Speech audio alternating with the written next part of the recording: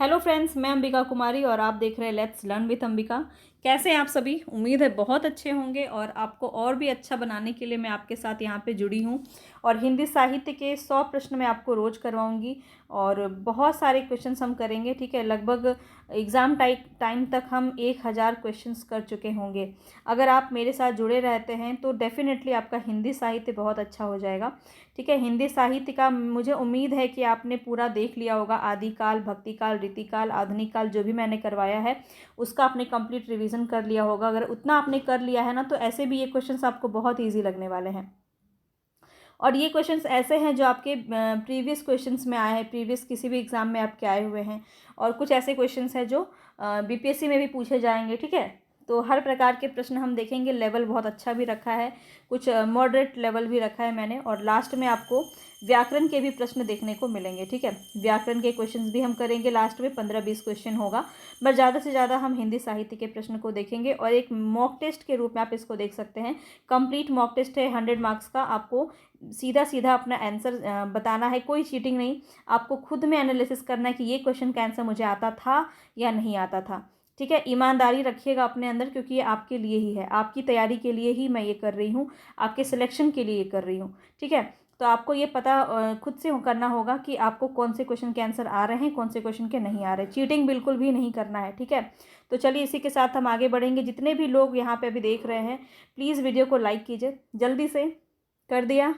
चलो शेयर कर देना ज़्यादा से ज़्यादा लोगों तक, जो भी एग्ज़ाम देख रहे हैं, जो भी एग्ज़ाम दे रहे हैं उन तक आप शेयर कीजिए ज़्यादा से ज़्यादा। ठीक है, और चैनल पे नए हैं तो सब्सक्राइब कर लीजिएगा, क्योंकि पूरा हिंदी साहित्य आपको बहुत अच्छे से तैयारी करवाने जा रही हूँ। और मेरे वीडियोज़ आपको तभी मिलेंगे जब आप सब्सक्राइब करके बेल आइकन दबा लेंगे।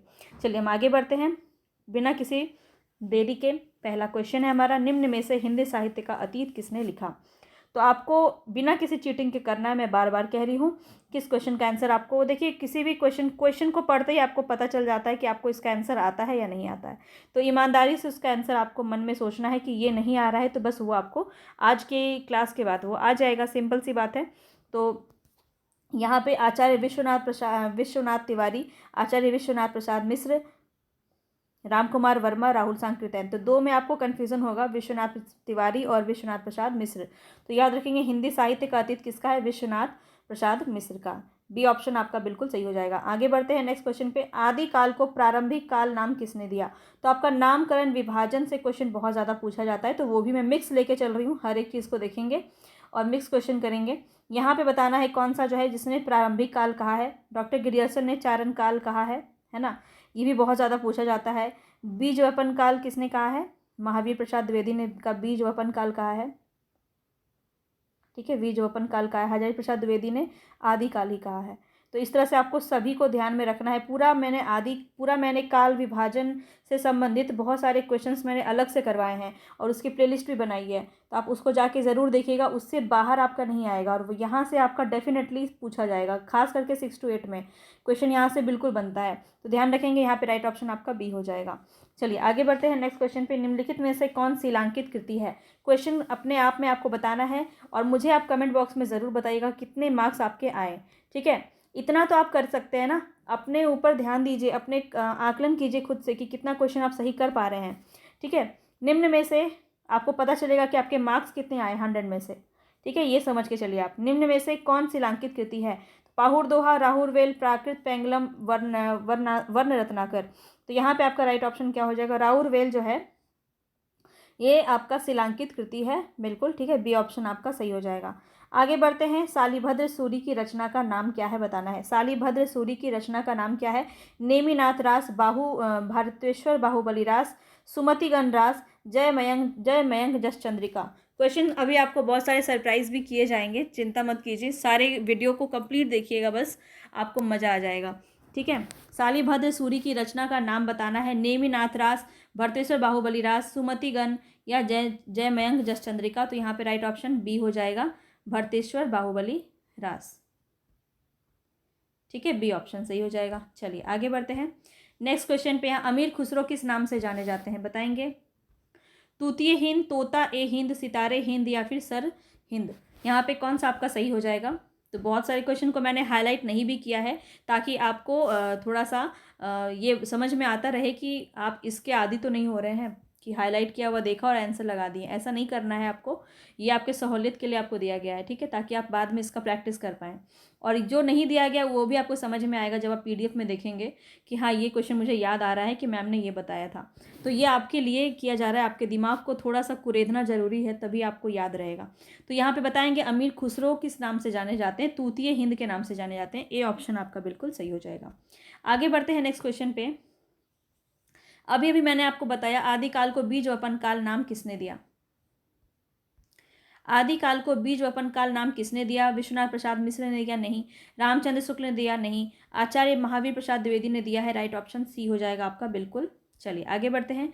नेक्स्ट क्वेश्चन पे बताना है, ये आपका पंक्ति दिया हुआ है, देसी बना सब्जन मिठा। ये पंक्ति बहुत ज़्यादा इंपॉर्टेंट है, काफ़ी बार पूछी जाती है। तो ये किसकी है?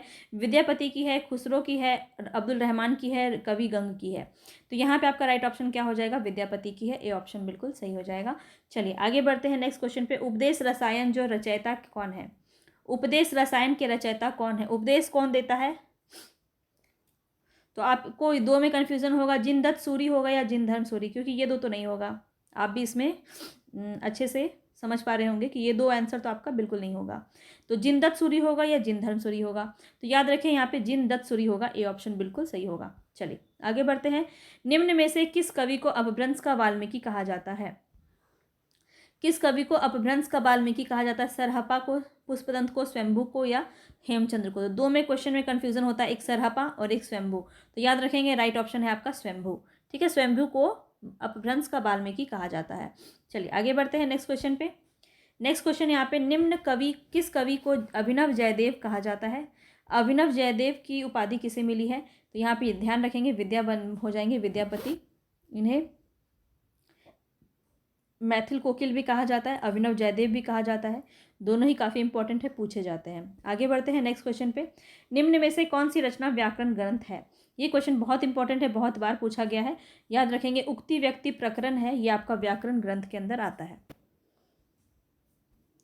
आगे बढ़ते हैं नेक्स्ट क्वेश्चन पे। प्रबंध चिंतामणि के रचयिता कौन होंगे? दामोदर पंडित, कवि आसगु, रोड़ा कवि या मेरुतुंग? तो यहाँ पे आपका राइट ऑप्शन क्या हो जाएगा? प्रबंध चिंतामणि के रचनाकार कौन हो जाएंगे? मेरुतुंग। डी ऑप्शन आपका बिल्कुल सही हो जाएगा। चलिए आगे बढ़ते हैं नेक्स्ट क्वेश्चन पे। वल्लभाचार्य द्वारा रचित ग्रंथ का नाम क्या है? बताना है। वल्लभाचार्य द्वारा रचित ग्रंथ का नाम क्या? सिद्धांत संग्रह, अध्यात्म रामायण, महाभाष्य नहीं होगा, अनुभाष्य होगा। डी ऑप्शन आपका बिल्कुल सही हो जाएगा। ठीक है, चलिए आगे बढ़ते हैं नेक्स्ट क्वेश्चन पे। विज्ञान गीता की रचना किसने की है? विज्ञान गीता के रचनाकार कौन है? व्यास जी, बाल गंगाधर तिलक, केशव दास, चिंतामणि। यहाँ पे आपका राइट ऑप्शन क्या हो जाएगा? केशव दास। सी ऑप्शन बिल्कुल सही हो जाएगा। देखते ही इसका आंसर आपको आना चाहिए। आगे बढ़ेंगे, बताइए खेट कौतुकम किसकी रचना है? खेट कौतुकम किसकी रचना है? रहीम, रसखान, कवि गंग या दादू दयाल? यहाँ पे आपका राइट ऑप्शन क्या हो जाएगा? रहीम। ए ऑप्शन बिल्कुल सही हो जाएगा। चलिए आगे बढ़ते हैं नेक्स्ट क्वेश्चन पे। बताएंगे गोकुलनाथ की रचना का नाम क्या है? गोकुलनाथ की दो रचना बहुत ही ज़्यादा प्रसिद्ध है। एक आपका 84 वैष्णव की वार्ता और एक होता है 252 वैष्णव की वार्ता। दोनों ही ध्यान रखेंगे, बहुत इंपॉर्टेंट है, पूछा जाता है। भक्तमाल भी आपका काफ़ी इंपॉर्टेंट है, बार बार पूछा जाता है। नाभादास की रचना है, ये भी आपको ध्यान रखना है। ठीक है, चलिए आगे बढ़ते हैं नेक्स्ट क्वेश्चन पे। रुद्र संप्रदाय की स्थापना किसने की? संप्रदाय आपको बहुत अच्छे से करके जाना है भक्ति काल में। संप्रदाय से प्रश्न आपका बहुत ज़्यादा पूछा जाता है। यहाँ पे आपका राइट ऑप्शन है विष्णु स्वामी। विष्णु स्वामी यहाँ पे रुद्र संप्रदाय से संबंधित है। राधा वल्लभ संप्रदाय से कौन संबंधित है, ये मुझे आप कमेंट बॉक्स में बताएंगे। ठीक है, राधा वल्लभ संप्रदाय, राधा वल्लभ संप्रदाय। तो जो मैं आपको होमवर्क देती जा रही हूँ, इसको आपको साथ साथ कंप्लीट करना है। मैं देखती हूँ कितने बच्चे मेरे एक्टिव हैं। ठीक है, तो यहाँ पे बताएंगे कितने सारे दोस्त आप लोग एक्टिव हैं। राधा वल्लभ संप्रदाय के कौन यहाँ पे संस्थापक है, किन्होंने स्थापना की, ये आपको बताना है। ठीक है, चलिए आगे बढ़ते हैं नेक्स्ट क्वेश्चन पे। प्रभु जी तुम चंदन हम पानी, इस पंक्ति के रचनाकार कौन है? काफ़ी प्रसिद्ध पंक्ति है, बहुत बार पूछा जाता है। चंदन दास, मलुक दास, नानक या फिर रैदास? तो याद रखेंगे संत रैदास। यहाँ पे डी ऑप्शन आपका बिल्कुल सही हो जाएगा। आगे बढ़ते हैं नेक्स्ट क्वेश्चन पे। केशव कहीं ना जाए का कहिए, ये आपकी पंक्ति कहाँ से ली गई है? केशव दास से, कबीर दास से, तुलसीदास से, नरहरिदास से? यहाँ पे तुलसीदास आपका बिल्कुल सही हो जाएगा। चलिए आगे बढ़ेंगे। अंगद पैज की रचना किसने की है? अंगद पैज की रचना किसने की है? याद रखेंगे यहाँ पे राइट ऑप्शन क्या हो जाएगा? ईश्वरदास। आगे बढ़ते हैं नेक्स्ट क्वेश्चन पे। रामानुजाचार्य किस दर्शन का प्रतिपादन किया है इन्होंने? रामानुजाचार्य के, देखिए दर्शन हो गया, संप्रदाय हो गया, बहुत इंपॉर्टेंट है, पूछा जाएगा, बार बार पूछा जाता है, बिल्कुल भी स्किप नहीं करेंगे। पिछली बार भी आपका काफ़ी ज़्यादा पूछा गया है। फिर आपका ये अष्टछाप से क्वेश्चन पूछा गया है, तो क्रम वाइज उसको अच्छे से आपको याद रखना है, ठीक है। जो जो चीज़ें बता रही हूँ ना बहुत इंपॉर्टेंट है, बार बार पूछा जाता है, याद रखेंगे। विशिष्टाद्वैतवाद यहाँ पे रामानुजाचार्य के दर्शन का संबंधन यहाँ पे देखने को मिलता है। चलिए आगे बढ़ते हैं। ओहो, क्वेश्चन ही आ गया। राधा वल्लभ संप्रदाय का प्रवर्तक किसने किया? हित हरिवंश। सी ऑप्शन आपका बिल्कुल सही है, और उम्मीद है आप सब ने अभी तक आंसर जरूर कर दिया होगा। आगे बढ़ते हैं नेक्स्ट क्वेश्चन पे। कबीर किस शासक के समकालीन थे?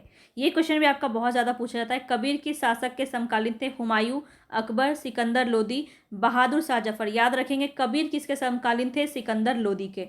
बहुत बार प्रश्न पूछा गया है, याद रखेंगे, ठीक है। चलिए आगे बढ़ते हैं। प्रेम को पंथ कराल महा तरवारी की धार पे धावनो हो। तो यहाँ पे ये पंक्ति के रचयिता कौन है? ये बहुत प्रसिद्ध पंक्ति है, बहुत ज़्यादा पूछी जाती है, और रीतिकाल के एक बहुत ही प्रसिद्ध जो है बोधा, इश्क वारिस, ये सब इनकी बहुत ही प्रसिद्ध इनकी रचनाएं हैं। और डी ऑप्शन यहाँ पे आपका सही हो जाएगा। प्रेम को पंथ कराल महा तरवारी की धार पे धावनो है। तो ये जो पंक्ति है ये बोधा की है, याद रखेंगे, याद करते हुए चलना है आपको, ठीक है। शिवराज भूषण ग्रंथ में किसका विवेचन मिलता है? शिवराज भूषण में अलंकार का विवेचन मिलता है। सी ऑप्शन आपका बिल्कुल सही हो जाएगा। आगे बढ़ते हैं, सेम क्वेश्चन आ गया है।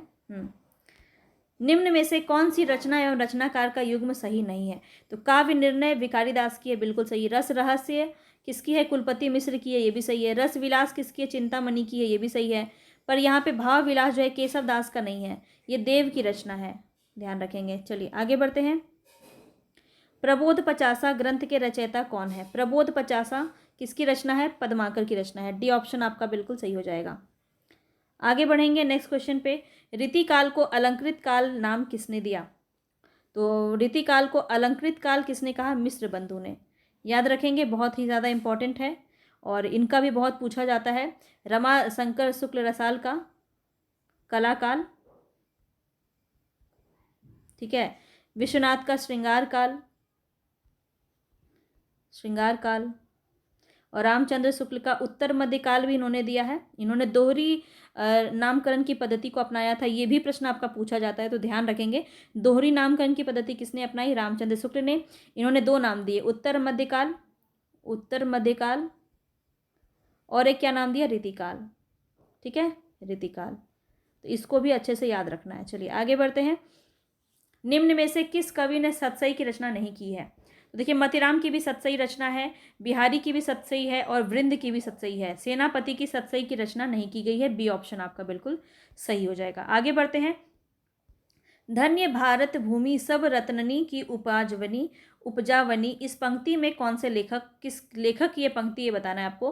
प्रताप नारायण मिश्र, बद्रीनारायण चौधरी प्रेमघन, भारतेंदु हरिश्चंद्र या मैथिली शरण गुप्त। याद रखेंगे, ये क्वेश्चन आपको याद रखना है। बद्री नारायण चौधरी प्रेमघन की पंक्ति है, धन्य भारत भूमि सब रत्ननी की उपजावनी। इस पंक्ति में आपका किसका हो जाएगा? बद्री नारायण चौधरी प्रेमघन का।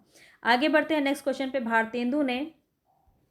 भारतेंदु ने यात्रा वृत्त संबंधी कौन सी रचना लिखी है? यात्रा वृत्त संबंधी कौन सी रचना लिखी? सरयू पार की यात्रा। डी ऑप्शन आपका यहाँ पे बिल्कुल सही हो जाएगा। आगे बढ़ते हैं। तदीय समाज से किसका संबंध था? तदीय समाज से किसका संबंध था? भारतेंदु हरिश्चंद्र का। याद रखेंगे, ये सब क्वेश्चन आपसे बहुत ज़्यादा पूछा जाता है, तो तदीय समाज जो है यहाँ पे भारतेंदु हरिश्चंद्र से संबंधित हो जाएगा। आगे बढ़ते हैं नेक्स्ट क्वेश्चन पे। नेक्स्ट क्वेश्चन यहाँ पे, राम वृक्ष बेनीपुरी की कौन सी कृति यात्रा वृत्त की है? यात्रा वृत्त की है, बताएंगे। सागर की लहरों पर अप्रवासी की यात्राएं, पैरों में पंख बांधकर मेरे यूरोप यात्रा। तो राम वृक्ष बेनीपुरी की यात्रा वृत्त है, पैरों में पंख बांधकर। सी ऑप्शन बिल्कुल सही हो जाएगा। आगे बढ़ते हैं नेक्स्ट क्वेश्चन पे, बताएंगे यहाँ पे निम्न में से कौन सी रचना और उसके रचनाकार का युग्म सही नहीं है? सही नहीं है ये बताना है। कविता कौमुदी ये राम नरेश त्रिपाठी की है, सही है। हीम किरीटनी माखनलाल चतुर्वेदी की है, ये भी सही है। हल्दी घाटी बहुत पूछा जाता है ये, श्याम नारायण पांडे का, ये भी सही है। रसवंती बहुत इंपॉर्टेंट है और ये मुझे आप बताइए कि ये किसकी रचना है। ठीक है, सिया राम शरण गुप्त की रचना नहीं है, तो डी ऑप्शन आपका यही हो जाएगा। और रसवंती भी मुझे आप बताएंगे, जैसे ही क्वेश्चन मैं बोलती हूँ ना, सेम उसी टाइम पे आपको कमेंट में ये टाइप करना है। ठीक है, रसवंती की रचना किसकी रचना है मुझे बताएंगे, बहुत ही फेमस है और आपको ये पता होगा। चलिए आगे बढ़ते हैं। अधिकार खोकर बैठना यह महादुष्कर्म दुष्कर्ष है, इस पंक्ति के रचयिता कौन है? तो ये पंक्ति किसकी है? मैथिली शरण गुप्त की है। आगे बढ़ेंगे। भारत भारती का प्रकाशन वर्ष बताना है। 1912, 1914, 1916 और 1918। तो 1912 जो है भारत भारती का प्रकाशन वर्ष है। और भारत भारती के रचयिता कौन है ये मुझे आप कमेंट बॉक्स में बताएंगे। ठीक है, बहुत ही प्रसिद्ध है और बहुत आसानी से इसका आंसर आप दे सकते हैं। ठीक है, चलिए आगे बढ़ते हैं। नेक्स्ट क्वेश्चन है यहाँ पे, संपत्ति शास्त्र के लेखक कौन है? बताएंगे आचार्य महावीर प्रसाद द्विवेदी, हजारी प्रसाद द्विवेदी, रामचंद्र शुक्ल या फिर बाबू श्याम सुंदर दास। तो कुछ क्वेश्चन है जिसको मैंने हाईलाइट नहीं किया है, तो उसके आंसर आपको मुझे मेरे वीडियो में ही मिलेंगे, इसलिए वीडियो कंप्लीट देखना है। बहुत सारे ऐसे क्वेश्चंस हैं जिसके मैंने हाईलाइट नहीं किया हुआ आंसर, ताकि आपके अंदर भी एक रोमांच बना हुआ रहे, क्वेश्चन में आप बोरियत ना हो, महसूस ना करें कि क्वेश्चन के आंसर तो दिख ही रहे हैं। तो ये आपके जो है अच्छे अच्छे क्वेश्चन जो हैं वो मैंने थोड़े से हाईलाइट करके नहीं रखे हैं। संपत्ति शास्त्र के लेखक का नाम बताना है यहाँ पे, तो राइट ऑप्शन हो जाएगा महावीर प्रसाद द्विवेदी, ए ऑप्शन। चलिए आगे बढ़ते हैं। साकेत महाकाव्य का सर्वाधिक मामरिक सर्ग कौन सा है? तो नवम सर्ग है। नवम सर्ग का नाम आपको मुझे बताना है। नवम सर्ग के नाम क्या है? पूरे आपके दिमाग का जो ढक्कन है ना वो पूरा खुल जाएगा पूरे क्लास में। ठीक है, तो ये आपको ध्यान रखना है। जो क्वेश्चन मैं करवा रही हूँ ना, जो मैं पूछ रही हूँ आपसे ओरली, उसको आपको ज़रूर बताना है, क्योंकि इससे क्या होगा, हो सकता है कि वही कुछ आ जाए आपके एग्ज़ाम में। ठीक है, और जो इंपॉर्टेंट होते हैं वही मैं आपसे पूछूंगी। तो नवम सर्ग ये काफ़ी इंपॉर्टेंट है और इसका नाम मुझे आप बताएंगे, नवम सर्ग का नाम क्या है साकेत का। अगर आपको नहीं पता है तो सर्च करके बताइए, लेकिन दिमाग के ढक्कन आपके तभी खुलेंगे। ठीक है, तो इसलिए मैं आपको ये ज़रूरी है कि आप थोड़ा सा जो नहीं पता उस पर आप थोड़ा सा रिसर्च करें और उस चीज़ को आप कमेंट बॉक्स में बताएं, ताकि आप फिर कभी नहीं भूलेंगे। तो ये सारी एक्टिविटीज़ इसीलिए करवाए जा रहे हैं। तो ठीक है, एक्टिविटी आप सभी पढ़ते हैं पेडागोजी में, है ना, कि यहाँ पे आपको करके सीखने पर जोर दिया जा रहा है। तो वैसे आपको रिसर्च करना है, करके आपको कमेंट बॉक्स में बताना है। करके सीखेंगे, एक्टिव बेस्ड लर्निंग आपकी होगी यहाँ पे। निराला किस पत्रिका से संबंधित नहीं थे पूछा जा रहा है? तो सुधा से संबंधित थे, समन्वय से संबंधित थे और मतवाला से भी संबंधित थे। किससे नहीं थे? इंदु से संबंधित नहीं थे। इंदु पत्रिका किससे संबंधित, आपको एक जो सबसे इम्पॉर्टेंट हैं संपादक, उनका नाम बताना है। इंदु पत्रिका से के संपादक का नाम क्या है, ये आप मुझे कमेंट बॉक्स में ज़रूर बताएंगे। ठीक है, बहुत इजी पूछ रही हूँ, इंदु पत्रिका सबको पता होगा। चलिए, कामायनी में श्रद्धा किसका प्रतीक है? तो हृदय का प्रतीक है। ठीक है, तन का, मन का, बुद्धि का प्रतीक कौन है यहाँ पे आप मुझे कमेंट बॉक्स में बता सकते हैं। चलिए आगे बढ़ते हैं नेक्स्ट क्वेश्चन पे। हिंदी में स्वच्छंदतावाद का कवि कौन कहा जाता है? हरिऔध, रामनरेश त्रिपाठी, श्रीधर पाठक या राधा कृष्ण दास। तो श्रीधर पाठक यहाँ पे बिल्कुल सही हो जाएगा। ठीक है, सी ऑप्शन आपका बिल्कुल सही हो जाएगा। चलिए आगे बढ़ते हैं। नेक्स्ट क्वेश्चन है, अरुण या मधुमेह देश हमारा, यह जो पंक्ति है ये आपका किसने कहा है? यह जो है ये पंक्ति किसके द्वारा कहा गया है? तो कार्नेलिया के द्वारा कहा गया है। ये किस नाटक या किस रचना से आपका लिया गया है और किसकी वो रचना है? बहुत ही प्रसिद्ध रचना है। चलो एक हिंट दे देती हूँ कि ये जयशंकर प्रसाद की रचना है। ठीक है, अब आप मुझे बताएंगे जयशंकर प्रसाद की किस रचना में कार्नेलिया का जिक्र मिलता है। बहुत ही प्रसिद्ध है, आपको ये कमेंट बॉक्स में बताना है। चलिए आगे बढ़ते हैं। नेक्स्ट क्वेश्चन है, छायावाद को स्थूल के प्रति सूक्ष्म का विद्रोह किसने कहा था? जयशंकर प्रसाद ने, महावीर वर्मा ने, नंदलाल वाजपेयी ने या डॉक्टर नगेंद्र ने? तो ये डॉक्टर नगेंद्र की बहुत ही प्रसिद्ध रचना है, पंक्ति है। छायावाद को इन्होंने जो परिभाषित किया है कि सूक्ष्म के प्रति, स्थूल के प्रति सूक्ष्म का विद्रोह। अब इसी का अपोजिट एक पंक्ति आता है कि छायावाद को सूक्ष्म के प्रति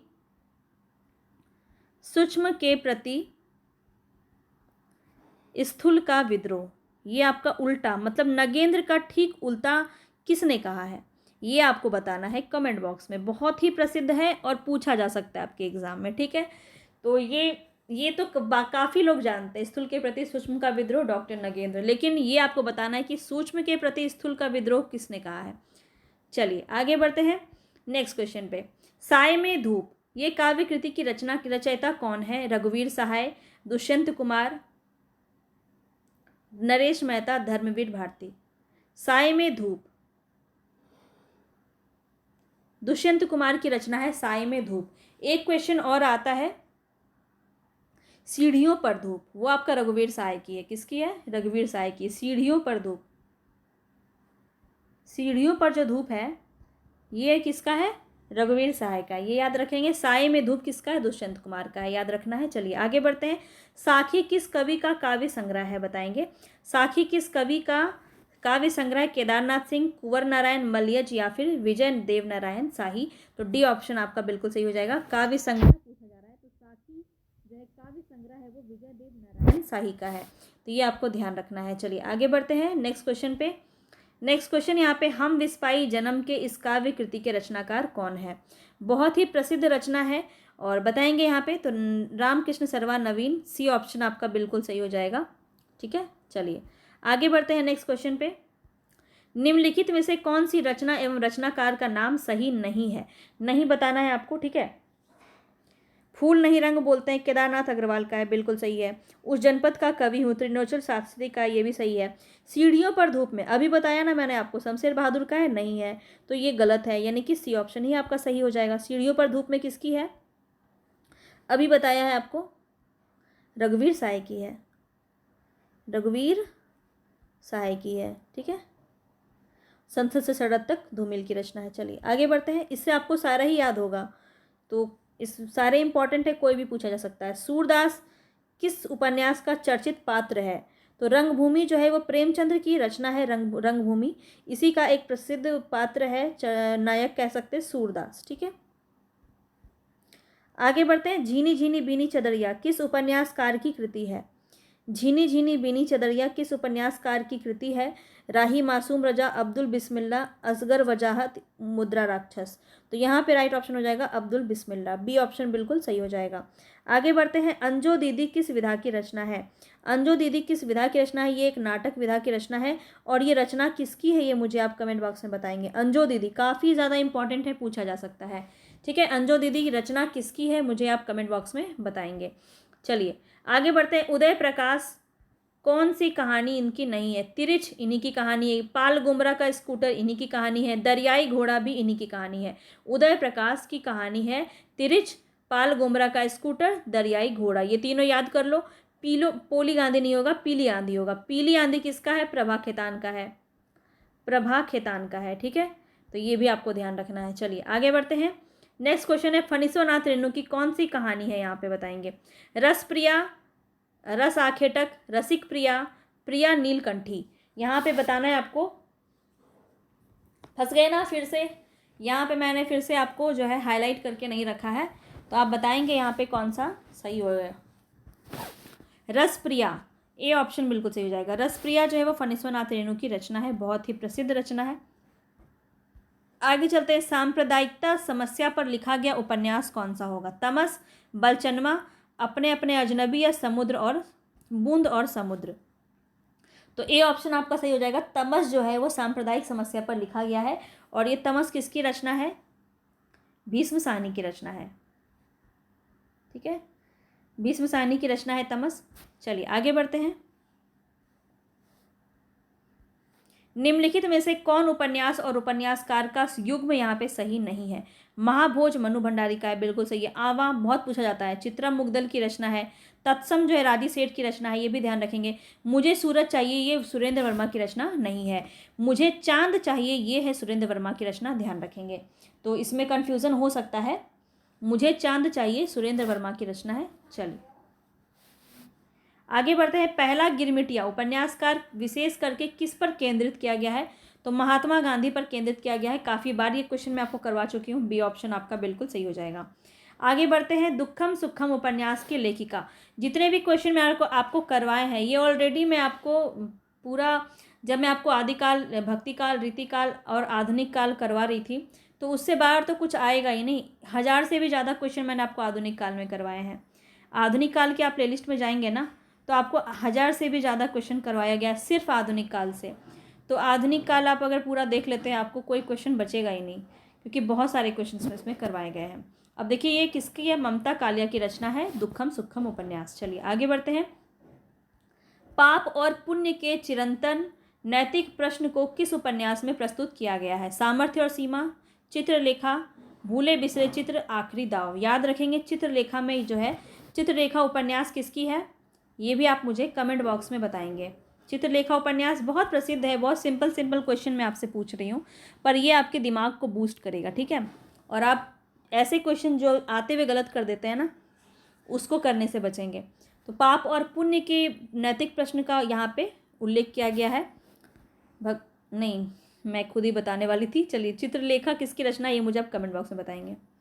आगे बढ़ते हैं। वह पथबंधु था उपन्यास के लेखक कौन है? वह पथबंधु था, बताएंगे नरेश मेहता, प्रभाकर माचवे, भैरव प्रसाद गुप्त, रांगे राघव। वह पथबंधु था बहुत पूछा जाता है, और यहाँ पे राइट ऑप्शन है आपका नरेश मेहता। ए ऑप्शन बिल्कुल सही हो जाएगा। चलिए आगे बढ़ते हैं। नटों के जीवन संघर्ष का उल्लेख किस उपन्यास में नहीं मिलता है?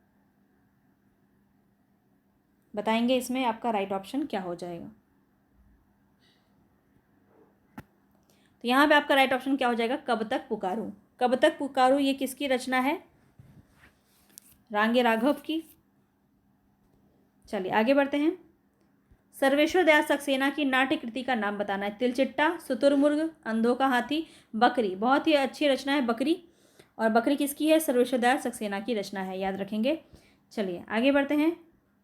भक्ति आंदोलन भारतीय चिंताधारा का स्वाभाविक विकास है, यह कथन किसका है? भक्ति आंदोलन भारतीय चिंताधारा का स्वाभाविक विकास है, यह कथन किसका है? आचार्य हजारी प्रसाद द्विवेदी का है। बी ऑप्शन बिल्कुल सही हो जाएगा।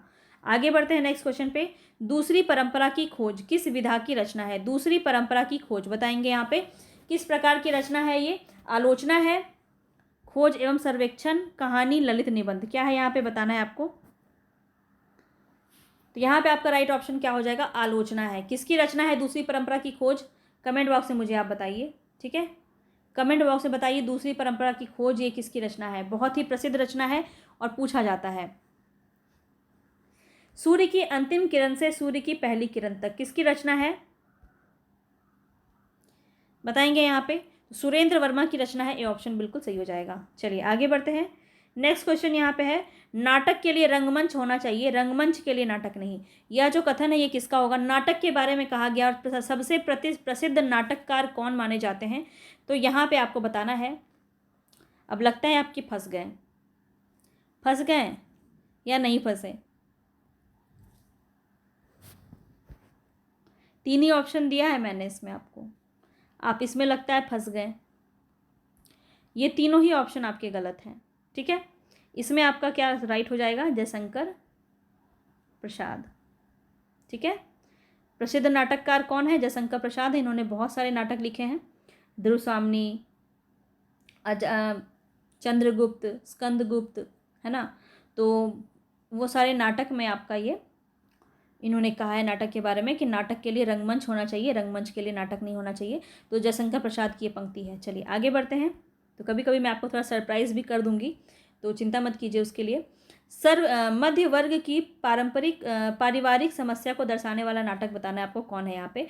जन्मेजय का नागयज्ञ, अंधा युग, आधे अधूरे, तमस। तो मध्यवर्गीय परिवार की आधे अधूरे किसकी रचना है?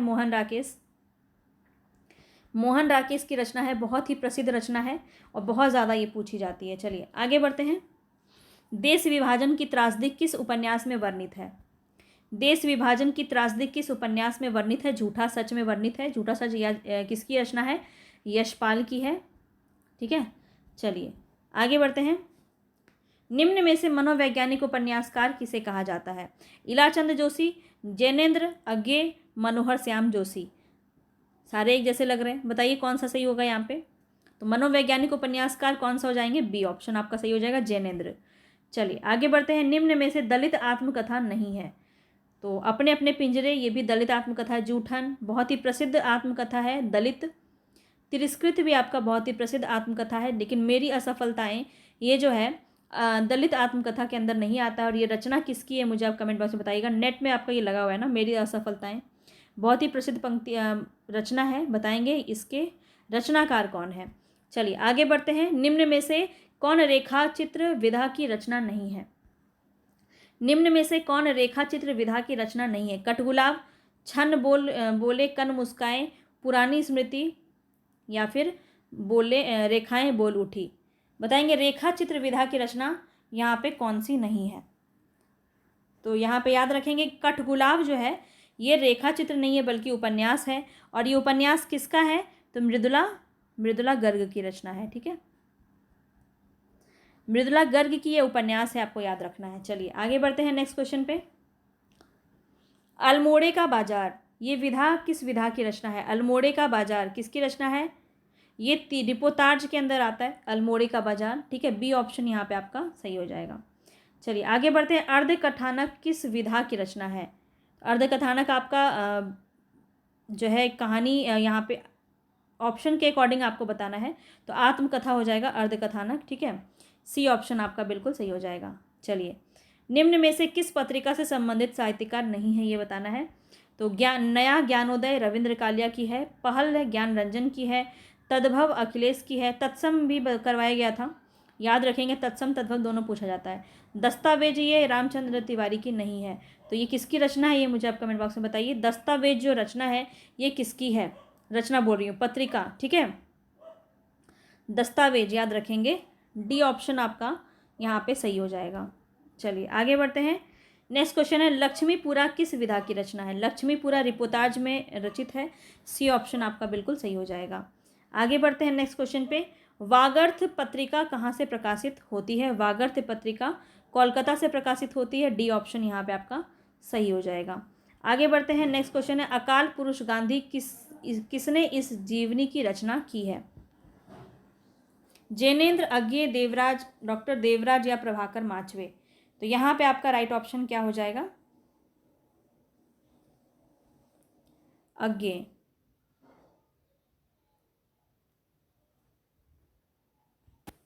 याद रखेंगे अकाल पुरुष गांधी किसने इस जीवनी की रचना की है? बहुत प्रसिद्ध है ये, और ये अज्ञे की रचना है। ठीक है, अज्ञे बोल रही हूँ, सॉरी, जैनेन्द्र की रचना है। ठीक है, जैनेन्द्र की रचना है, जैवेंद्र की जीवनी है। इस जीवनी की रचना जैनेन्द्र ने की है, अकाल पुरुष गांधी। ठीक है, ए ऑप्शन आपका बिल्कुल सही हो जाएगा। चलिए आगे बढ़ते हैं। निम्नलिखित में से द्वंद्व समास बताइए। अब देखिए यहाँ से कुछ क्वेश्चन आपके जो हैं वो व्याकरण से संबंधित हैं। तो द्वंद्व समास कौन हो जाएगा? पाप और पुण्य, जहाँ पे और से या और से हम लगाते हैं या योजन चिन्ह लगता है वहाँ पे आपका द्वंद्व समास होता है, आप सभी को पता है, डी ऑप्शन बिल्कुल सही है। वर्णिक छंद पूछा जा रहा है, तो दोहा, चौपाई और रोला ये तीनों आपका मात्रिक छंद के अंदर आता है। ठीक है, सेवैया, सी ऑप्शन आपका बिल्कुल सही हो जाएगा। चलिए आगे बढ़ते हैं। परमानंद, परम है जो आनंद कर्मधारी, सी ऑप्शन यहाँ पे आपका सही हो जाएगा। आगे बढ़ते हैं। विभत्स रस का स्थायी भाव क्या होगा? तो रस, छंद, अलंकार, शब्द शक्ति, काव्य गुण, ये सारे टॉपिक मैंने आपको डिटेल से थ्योरी करवाई है, जाके ज़रूर देखिएगा, बहुत ही इंपॉर्टेंट है, बहुत पूछा जाता है। और जुगुप्सा जो है यहाँ पे बिल्कुल सही हो जाएगा, विभत्स रस की स्थायी भाव। अब देखिए अर्थालंकार पूछा जा रहा है, तो श्लेष, यमक और वक्रोक्ति ये तीनों ही आपके क्या हैं? शब्द अलंकार हैं। रूपक क्या हो जाएगा आपका? अर्थालंकार, डी ऑप्शन। वीर रस का स्थायी भाव क्या है? तो वीर रस का मैंने आपको बताया था उत्साह, यहाँ पे बिल्कुल सही हो जाएगा, सी ऑप्शन उत्साह। आगे बढ़ते हैं। नेक्स्ट क्वेश्चन है यहाँ पे, समरस थे जड़ या चेतन सुंदर साकार बना था, चेतनता का एक विलसती आनंद अखंड खड़ा था, इस पंक्तियों में कौन सा रस है? तो यहाँ पे शांत रस की बात की जा रही है। ठीक है, समरस थे जड़ या चेतन सुंदर साकार बना था, चेतनता एक विलसती आनंद अखंड घना था, तो यहाँ पे आपका शांत रस हो जाएगा, सी ऑप्शन बिल्कुल सही हो जाएगा। ईमानदारी से बताइएगा कितने क्वेश्चंस के आंसर आपने सही किए हैं। ठीक है, पंचवटी शब्द का कौन सा समास यहाँ पे होगा? 5 वटों का समाहार द्विगु हो जाएगा, डी बी ऑप्शन आपका बिल्कुल सही हो जाएगा। बिनु पग चले सुने बिनु काना कर बिनु कर्म करे विधि नाना, है ना। पूरा ये पंक्ति आपको पता होगा। और विभावना में ये बहुत ज़्यादा यूज़ होता है। अब यहाँ पे दिया हुआ है विभावना तो है ही नहीं, अब क्या कर सकते हैं। तो आप ऑप्शन की दृष्टि से अगर देखें तो जहाँ पे संगति नहीं होती है, संगत तो नहीं हो रहा है ना, बिना पग के ही चल पड़ रहे हैं, बिना कान के ही सुन रहे हैं, तो असंगति भी यहाँ पे आपका हो सकता है। तो जब भी अगर आपके विभावना ऑप्शन में ना हो तो आप असंगति की तरफ भी जा सकते हैं। चलिए आगे बढ़ते हैं। निम्न में अर्ध स्वर कहलाता है, बताएंगे यहाँ पे अर्ध स्वर कौन कहलाता है। य म र य ल, अर्ध स्वर आपको बताना है। जिसको कहते वक्त स्वर से भी कम समय लगता है, पूरी तरह से प्रयोग में नहीं आ पाता है, तो वो आपका अर्ध स्वर के अंदर आता है। और यहाँ पे य जो है आपका अर्ध स्वर के अंदर आ जाएगा। ठीक है, अर्ध स्वर में दो है आपका य और व, तो ये आपका अर्ध स्वर के अंदर आता है। अंतस्थ व्यंजन के अंदर जो है अर्ध स्वर आता है। ठीक है, तो आप कहेंगे यहाँ पे र और ल भी तो अंतस्थ है, लेकिन यहाँ पे य और व को अर्ध स्वर के अंदर रखते हैं। यहाँ पे व नहीं है, सिर्फ य है, तो ए ऑप्शन आपका सही हो जाएगा। आगे बढ़ते हैं। बिहारी हिंदी की बोली का नाम बताना है। तो बिहारी हिंदी में कौन आ जाएगा। मगही, बघेली, छत्तीसगढ़ी या बुंदेली, बताएंगे यहाँ पे आपका राइट ऑप्शन क्या हो जाएगा। यहाँ पे समझ लीजिए, बिहारी हिंदी मगही हो जाएगा इसके अंदर, ए ऑप्शन बिल्कुल सही है। और बघेली और छत्तीसगढ़ी ये दोनों आपका पूर्वी हिंदी के अंदर आता है। ठीक है, पूर्वी हिंदी के अंदर आता है, और बुंदेली आपका पश्चिमी हिंदी के अंदर आता है। ठीक है, पश्चिमी हिंदी के अंदर आता है, ध्यान रखेंगे, दोनों ही इम्पॉर्टेंट है। आगे बढ़ते हैं। नेक्स्ट क्वेश्चन, यहाँ पे पश्चिमी हिंदी में कौन बोली आएगा। मगही, कन्नौजी, मैथिली या अवधी। तो मैथिली तो आपका बिहार के अंदर हो गया, अवधी आपका, मगही आपका बिहारी हिंदी के अंदर आता है, और कन्नौजी आपका पश्चिमी हिंदी के अंदर आ जाएगा। अवधी जो है पूर्वी हिंदी के अंदर आता है। ठीक है, ये बिहारी के अंदर आ जाएगा। ये वाला आपका पूर्वी हिंदी के अंदर आ जाएगा, पूर्वी हिंदी। और मगही आपका, ये भी आपका बिहारी के अंदर आ जाएगा। ठीक है, तो याद रखें, कन्नौजी आपका पश्चिमी हिंदी के अंदर आएगा। आगे बढ़ते हैं। राजभाषा आयोग के प्रथम अध्यक्ष कौन थे। बाल गंगाधर तिलक, मुंशी आयंगर, बाल गंगाधर खैर या फिर काका साहब कालेलकर। तो यहाँ पे राइट ऑप्शन आपका हो जाएगा बाल गंगाधर खैर। याद रखेंगे, बहुत इंपॉर्टेंट है, पूछा जा सकता है। आगे बढ़ते हैं नेक्स्ट क्वेश्चन पे। यहाँ पे संविधान के किस अनुच्छेद के अंतर्गत हिंदी को संघ की राजभाषा का दर्जा मिला। संविधान के किस अनुच्छेद के अंतर्गत हिंदी को संघ की राजभाषा का दर्जा मिला। अनुच्छेद 343, अनुच्छेद 344, 345, 346। तो यहाँ पे आपका राइट ऑप्शन क्या हो जाएगा, ए ऑप्शन हो जाएगा, अनुच्छेद 343। भाषा की सार्थक लघुत्तम इकाई, बहुत ही इजी क्वेश्चन है। और यहाँ पे आप सभी को पता है कि पद किसे कहते हैं, जो वाक्यों में आपके शब्द प्रयोग में आते हैं वो पद कहलाते हैं। और ध्वनि भी आपका जो है सार्थक लघुत्तम इकाई, वाक्य तो होगा ही नहीं, शब्द ही होगा, ए ऑप्शन बिल्कुल सही हो जाएगा। महाप्राण ध्वनियाँ व्यंजन वर्ग में किससे संबंधित है। महाप्राण पूछा जा रहा है। महाप्राण मतलब क्या होता है, आपको बताया गया है बहुत बार। तो देखिए, एक होता है अल्प प्राण, एक होता है अल्प प्राण, और एक होता है आपका महाप्राण। ठीक है, एक होता है आपका महाप्राण। तो अल्प प्राण में क्या होता है, 1, 3 और 5 वर्ण, पांचवा जो वर्ण होता है, वर्ग होता है, ये आपका अल्प प्राण में आता है। और दूसरा और चौथा वर्ग जो होता है ये आपका महाप्राण में आता है। तो इसको आप समझ गए होंगे, वैसे बताने की ज़्यादा ज़रूरत है नहीं। जैसे क वर्ग में अगर हम देखें तो क, ग और अंगो आपका अल्प प्राण है, और सेकेंड नंबर पे क्या आता है, ख और घ, ये दोनों आपका महाप्राण है। तो यहाँ पे दूसरा और चौथा, सी ऑप्शन बिल्कुल सही हो जाएगा। आगे बढ़ते हैं। ब्रज भाषा का क्षेत्र कौन नहीं है। तो धौलपुर ब्रज भाषा का क्षेत्र है, मथुरा भी ब्रज भाषा का क्षेत्र है, आगरा भी आपका ब्रज भाषा का क्षेत्र है। तो सरगुजा जो है यहाँ पे बी ऑप्शन आपका सही हो जाएगा। अब देखिए, यहाँ अहेतुकी शब्द दिया हुआ है, अहेतुकी कैसे लिखा जाता है, तो ध्यान रखेंगे कि अहेतुकी होता है, अहेतुकी। ठीक है, तो 2 मात्रा लगती है, ए की 2 मात्रा लगती है, तो बी ऑप्शन आपका यहाँ पे सही हो जाएगा। आगे बढ़ते हैं। किस शब्द में आ उपसर्ग नहीं है। तो आप देखिए, आ यहाँ पे उपसर्ग लगा हुआ है। आगमन में आ और गमन, आकर्षक भी आपका उपसर्ग से लगा है, लेकिन आदर और निया यहाँ पे प्रत्यय लगा है, इसीलिए यहाँ पे आपका डी ऑप्शन सही हो जाएगा। चलिए आगे बढ़ते हैं। जगन्नाथ में कौन सी संधि होगी? जगन्नाथ में जगत धन नाथ, और जगत आप ऐसे लिखते हैं, जगत धन नाथ, जगन्नाथ। तो यहाँ पे आपको पता है यहाँ पे क्या हो गया है, व्यंजन संधि हो गया है। डी ऑप्शन आपका सही हो जाएगा। आगे बढ़ेंगे। उद्योग में संधि बताना है कौन सा होगा। उद्योग में उत्धन योग, उद्धन योग, उद्धन योग या फिर उत्धन आयोग। तो यहाँ पे आपका राइट ऑप्शन हो जाएगा ए, उत्धन योग। ए ऑप्शन बिल्कुल सही हो जाएगा। आगे बढ़ते हैं। निम्न में से प्रत्यय रहित शब्द कौन सा है जिसमें प्रत्यय नहीं है? प्रत्यय रहित मतलब प्रत्यय नहीं है। तो दर्शन, और इसमें ये जोड़ दिया गया, दर्शनीय हो गया है। दुर्गुण यहाँ पे आगे जोड़ दिया, यानी कि उपसर्ग में है, यहाँ पे प्रत्यय नहीं है, इसीलिए आपका बी ऑप्शन बिल्कुल सही हो जाएगा। ठीक है। भिक्षा से भिक्षुक हो गया। कर्तव्य, कर्तव्य भी आपका जो है प्रत्यय होता है। कर्तव्य काफ़ी ज़्यादा पूछा जाता है, इसको कैसे तोड़ते हैं एक बार आप देख लीजिए, अगर एग्जाम में आ गया तो फिर फंस जाएंगे। क्रीधन तत्व से क्या बनता है? कर्तव्य। ठीक है। क्रीधन तव्य से बनता है कर्तव्य। और वक्तव्य भी इसी तरह होता है। वक्तव्य भी जो है, वक्तव्य कैसे होता है ये देखिए, एक बार ध्यान से देख लीजिए, क्योंकि वक्तव्य आपका पूछा जाता है बहुत बार। ठीक है।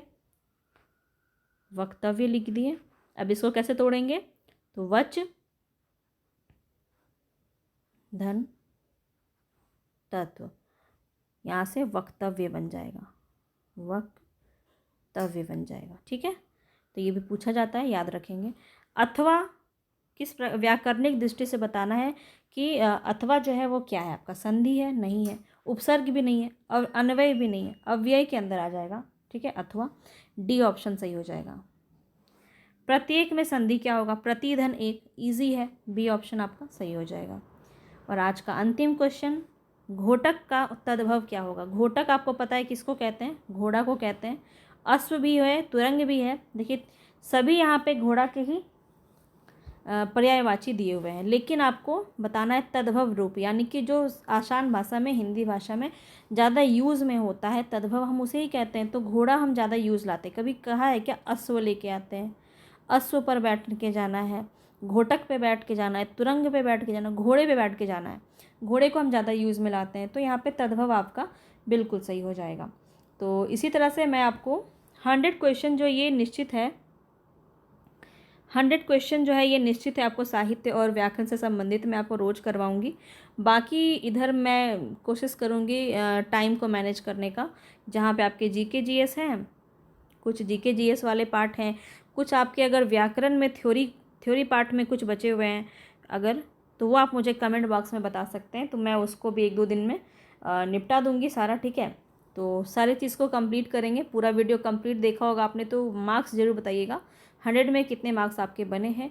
यहाँ तक आपने देखा, वीडियो को पसंद किया है तो लाइक ज़रूर कीजिएगा। आपको अगर बेनिफिट मिला है, इससे कुछ समझने को, सीखने को मिला है, तो ज़रूर आप लाइक करके ज़्यादा से ज़्यादा इसको शेयर करेंगे।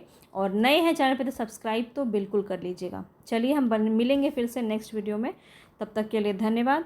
और इसकी PDF आपको मेरे टेलीग्राम पे मिल जाएगी, तो ज़रूर डाउनलोड कर लीजिएगा। Bye bye.